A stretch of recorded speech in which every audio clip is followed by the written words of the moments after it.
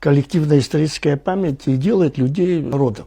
Отними историческую память у людей, тотчас же включается механизм самоуничтожения. То есть люди просто превращаются в манкуртов. Что касается роли исторической науки на Кавказе, то давно уже это отмечено, очень важно, более значимо.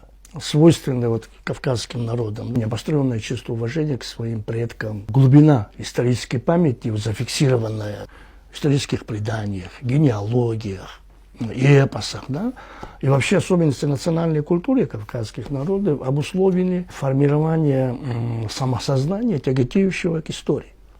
И в этих условиях любой исследователь, занимающийся, особенно кавказский исследователь, занимающий историей народов Кавказа, древних или там, более ранних периодов, он должен быть очень осторожным, очень тактичным, проявлять, значит, объективизм.